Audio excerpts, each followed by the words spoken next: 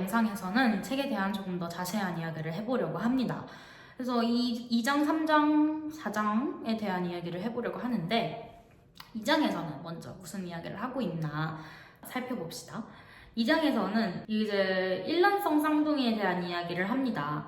그러니까 일란성 쌍둥이는 100% 동일한 유전자를 갖고 있는데 성격 점수라는 그 대표적인 수치 실험에서의 상관관계가 약 0.45에서 0.5 수준입니다.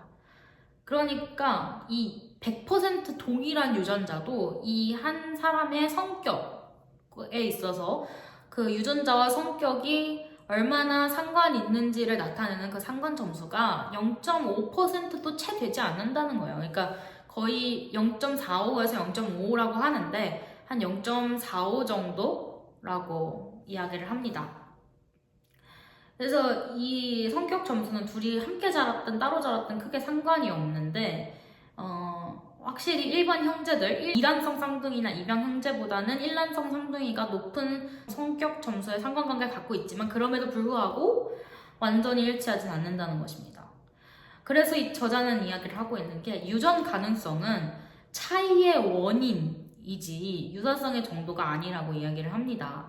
그러니까 많은 사람들이 오해하는 것 중 하나는 유전 가능성이 높다는 게 성격이 더 비슷하다는 뜻인 줄 안다는 것인데 사실은 이렇지 않다는 것이죠. 유전은 차이점의 일부를 설명하는 방식이지 비슷함을 설명하는 게 아니라 차이점을 설명하는 방식이지 사실 성격의 유전 가능성은 아까 말한 0.45 그러니까 45%밖에 되지 않는다는 거죠. 그렇다면 이제 핵심인데 이 설명되지 않은 45% 외에 55%는 어디서 오는가에 대한 이야기를 하려고 하는데 심지어 유전자가 거의 똑같은 일란성 쌍둥이조차도 성격이 다른 이유는 이 설명되지 않은 분산 때문이라고 합니다. 이 분산은 부모의 양육 방식이나 환경과도 별로 관련이 없다고 합니다. 양육가설을 쓴 주디스 리치 해리스 답죠.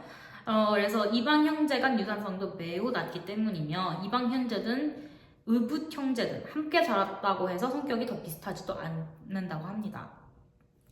그래서 이 설명되지 않는 분산 55%의 분산을 가지고 학계에서는 이 주디스 리치 해리스는 이름을 붙입니다. 이 설명되지 않는 분산이라고 얘기하면 너무 그렇죠. 학계에서는. 그래서 이 이름을 뭐라고 짓냐면 발달성 잡음이라고 합니다. Developmental Noise라고 하는데요. 이 Developmental Noise는 출생 전후의 환경, 그 다음에 바이러스 감염, 자궁 내 그 아이가 어디에 위치했었느냐 또는 무작위적, 랜덤 뇌 발달 과정 등 생물학적이고 굉장히 임의적인 랜덤한 요인들이 복합적으로 작용해서 나온 설명되지 않은 것들을 바로 발달성 잡음이라고 합니다. 그러니까 유전자가 100% 동일해도 그 아이가 일란성 쌍둥이라도 이 부모의 자궁 내에 어디 위치하느냐 그 다음에 정말 랜덤하게 발달하는 이 뇌의 뉴론들에 따라서 이 설명되지 않는 성격의 요인들이 등장한다는 거죠. 그러니까 이 55%의 발달성 잡음은 생물학적 우연일 뿐이라는 것을 이야기를 하고 있습니다. 그래서 이 설명되지 않는 차이점은 어디서 나오느냐? 그 아까 말한 라딘과 랄레흐의 이 차이가 어디에서 나오느냐 하면 바로 유전도 환경도 아닌 순전히 우연의 생물학이 인간 성격에 중요한 영향을 미친다라고 작가는 이야기를 합니다. 그래서 이 연구가 흥미로운 이유는 우리가 흔히 생각하는 성격은 유전이나 환경이냐에 환경이야 아니면 유전이야 라는 답을 택하고 있지 않고 완전히 그냥 프레임을 벗어나서 제3의 답 설명되지 않은 임의적인 랜덤한 생물학적 요인을 제시하고 있기 때문에 이 책이 유명해지고 학계의 주목을 받지 않았나라는 생각을 합니다. 이 책은 또 권위주의의 도전장을 내밀었다는 특징 외로도 완전히 우리의 프레임을 깨는 우리의 상식을 깨는 답변들을 많이 하고 있다는 점에서 그 의의가 있는 것 같습니다. 이제 3장으로 넘어가 볼까요? 3장에서는 무슨 이야기를 하고 있냐면 이 양육 가설에 대한 이야기를 많이 하고 있습니다. 양육 가설은 아까 인트로에도 아주 간략하게 설명을 해드렸는데, 부모는 자녀의 성격 형성에 거의 영향을 미치지 않는다 라는 핵심 주장을 하고 있습니다. 이는 당시 발달 심리학계의 정설과 아예 반대되는 논리였는데요. 대부분 발달 심리학계 연구는 부모가 자녀의 성격을 어떻게 형성하는가, 그러니까 어떻게 형성하는가에 초점을 맞췄다는 것은 이미 그 전에 대전제로 부모가 자녀의 성격에 영향을 준다라는 것을 전제로 깔고 있다는 거죠. 그러니까 학계의 초점은 미치느냐 아니냐도 아니었던 겁니다. 그러니까 어떻게 영향을 미치느냐에 주목을 했던 거죠. 그러니까 이 영향을 미친다라는 주장을 깔고 있었던 겁니다. 근데 해리스는 완전 정설과 반대되게 부모가 성격 형성에 영향을 주지 않는다고 주장합니다. 완전 패러다임을 시프트한 거죠. 그래서 심리학자들은 항의와 비난을 쏟아냅니다. 연구 기반을 뒤엎는 주장이었기 때문에 강한 저항을 받았던 것이죠. 그래서 그 작가는 가정 환경이 아이의 성격 형성에 유의미한 메인 이펙트를 주지 못한다고 주장을 했는데, 이는 행동유전학자들의 연구와 일치했습니다. 그래서 이 행동유전학은 사실 쌍둥이 연구라고 불릴 정도로 쌍둥이 연구들이 많이 있는데요. 행동유전학자들이 한 쌍둥이 연구에 따르면 유전적으로 동일한 일란성 쌍둥이도 다르게 성장하고 또 같은 환경에서 자라도 성격은 달라집니다. 그래서 환경보다는 유전 또는 개인의 상호작용 방식이 더 중요하다는 것이 이 행동유전학자들의 의견인데, 이 주디스 리치 해리스의 이론이 행동유전학의 지지를 받게 된 거죠. 그 다음에 주디스 리치 해리스도 이 행동유전학의 연구들이나 주장을 많이 이 책에서 가져왔고요. 책으로. 그 다음에 이제 같은 유전자여도 어떤 유전자는 특정 환경에서만 활성화돼 효과를 나타내는 것처럼 같은 유전자라도 발현되는 환경은 천차만별이다라는 이야기를 하고 있습니다. 그래서 특정 사례 유전자를 살펴보면 MAOA 유전자 연구, 마호아 유전자 연구라는 게 있었는데요. MAOA 유전자는 이제 MAOA 수치가 낮은 유전자를 가지고 있고, 또 어린 시절 학대를 받은 사람은 성인이 됐을 때 반사회적 행동 가능성이 증가했다고 합니다. 그래서 언론은 당시에 유전자 플러스 학대는 범죄자로 아주 단순화해서 보도를 합니다. 그러나 실제로는 MAOA 변이 단독 요인으로 작용하기 어렵고, 학대 외에도 수많은 환경적 요인이 개입했을 것이며, 또 성격이나 행동은 다수의 유전자와 환경의 복합 작용 결과라는 점을 이 작가는 꼬집고 있습니다. 그러니까 단순히 유전자와 부모의 양육 환경이 인과관계가 될 수는 없다는 거죠. 그러니까 뭐 상관은 있겠지만, 영향을 주겠지만, 이것을 만약에 MAO의 수치가 낮은 유전자가 있고, 그 다음에 부모의 양육 환경이 굉장히 폭력적이었어. 그러면 이 아이는 무조건적으로 폭력성이 높을 거야 라는 그런 인과관계 또는 일반화의 오류를 범할 수 없다라는 거죠. 그래서 이게 당시 발달 심리학계의 의견에 완전히 반대되는 의견들이었던 겁니다. 그래서 이 작가는 이 유전자와 부모의 양육 환경이 아이의 성격에 미치는 요인을 훈제청어, 레드 헤어링에 비유를 합니다. 그러니까 훈제청어는 사실 원래 영국 사냥개 훈련에서 유래된 표현인데요. 훈제청어는 냄새가 아주 강해서 이걸 사냥개가 추적 중인 냄새 경로에 일부러 끌어다 놓으면 사냥개가 원래 따라가던 냄새를 놓치고 엉뚱한 방향으로 가게 됩니다. 그래서 이 훈제청어는 사람의 주의를 다른 방향으로 돌리게 하는 미끼 또는 논점을 흐리는 잘못된 단서라는 의미로 사용되는데요.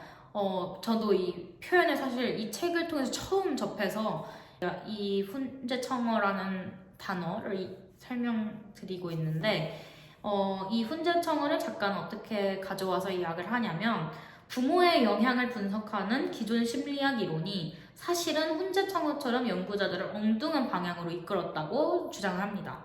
아이의 성격이나 행동을 설명할 때 너무 부모 요인에 집착했다. 그 결과 진짜 중요한 요인인 또래 집단의 영향을 놓쳤다는 것. 집에서는 활발하게 구는 아이도 학교에서는 말 한마디 안 할 수가 있는데 왜 그럴까? 바로 자기가 속한 집단에서 기대되는 행동이 다르기 때문이지.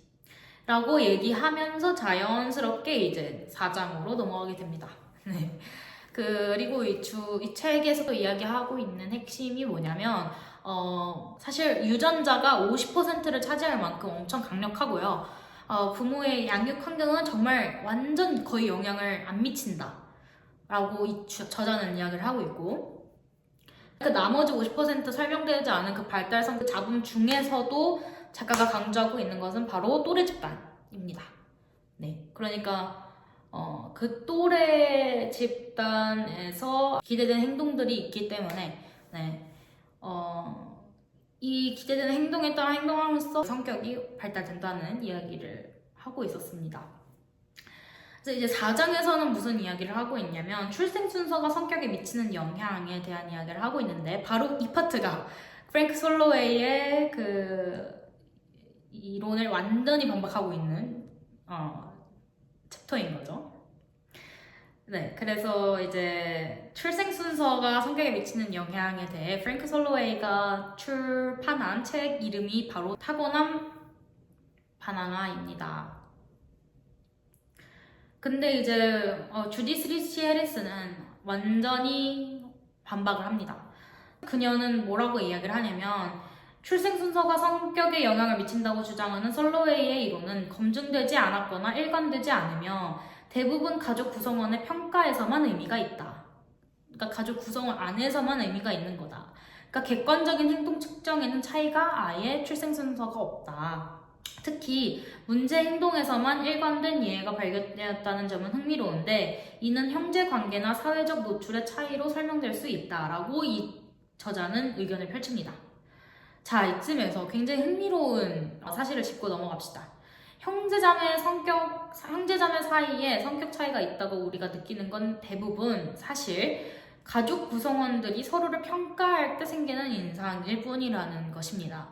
예를 들어서 첫째는 좀 조용하고 둘째는 외향적이라는 평가는 집안에서의 행동을 바탕으로 한 가족의 주관적인 평가일 가능성이 높다는 점을 이 작가는 꼬집고 있습니다.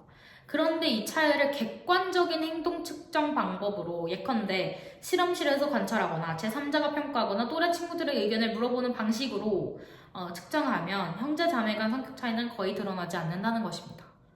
굉장히 놀라운 결과죠. 하지만 여기서 예외가 하나 있다고 아까 저자의 의견을 간략하게 설명하는 부분에서 아는 바로 문제 행동에 관한 것인데요. 여기에서만 예외가 있다고 이 저자는 이야기를 합니다. 예를 들어서 공격적 행동, 주의력 부족, 반사회적 행동 같은 문제 행동은 형제 자매 간에도 일관되게 차이가 나는 경우가 종종 있었다. 그러나 중요한 점은 이 출생 순서에 따른 성격 차이는 그 가족 집안에서만 나타나는 주관적 평가일 뿐 객관적인 평가에서는 크게 영향을 미치지 않았다라고 이 저자는 솔로웨이의 주장을 강렬하게 비판하고 있는 거죠. 그렇다면 왜 유독 문제 행동에서만 차이가 뚜렷하게 드러날까에 대한 추가적인 이야기를 이 저자는 하고 있습니다. 여기엔 두 가지 요인이 제시된다고 하는데요. 첫째는 형제 간의 차이. 가령 한 아이는 형과 자주 싸움을 하지만 다른 형제는 그렇지 않다면 이런 경험 자체가 그 아이의 행동 발달에 영향을 줄 수 있겠죠. 다시 말해 같은 부모 밑에서 자라도 형제 간의 관계 자체가 성격 형성에 영향을 줄 수 있다는 겁니다. 둘째는 사회적 노출의 차이입니다. 예를 들어 나이 차이가 많이 나는 형제자매는 학교나 친구 관계에서 겪는 환경이 완전히 다릅니다. 어떤 아이는 외향적인 친구 무리에 들었고 다른 아이는 그렇지 않았을 수도 있겠죠. 이런 외부 환경의 차이가 문제 행동이나 성격 차이를 만들어낼 수 있다라고 작가는 이야기를 합니다. 그래서 이 사회적 노출 정도, 또래 집단의 성격 등이 이 아이의 성격 발달에 영향을 미친다는 거죠. 다시 강조하자면 유전자 거의 50% 성격 형성에 있어서 부모의 양육 환경 거의 제로, 거의 한 5%라고 합시다. 그 다음에 그 출생 순서 차이는 거의 0%. 설로웨이를 강하게 비판했으니까. 그런데 그 안에서도 중요한 게 뭐냐 하면은 바로 또래 집단이 꽤 어느 정도의 영향이 있다는 거죠. 그래서 이제 작가는 형제 자매가 경험하는 가정 내 환경의 차이는 실제로 성격 형성에 큰 영향을 주지 않는다. 2층 침대 위칸 아래칸 뭐 이런 그런 상황들. 그다음에 출생 순서 같은 요소들이 성격 차이를 만들어내지 못한다면 과연 그런 차이를 문제 삼는 것이 정당한가에 대한 의문을 던지고 있습니다. 가족 내에서의 차이는 일란성 쌍둥이의 성격 차이는 물론 일반 형제자매 간의 성격 차이도 설명해주지 못합니다. 그래서 이제 가족 내 환경 차이는 거짓 용의자가 되는 거죠. 성격 발달의 가설 중.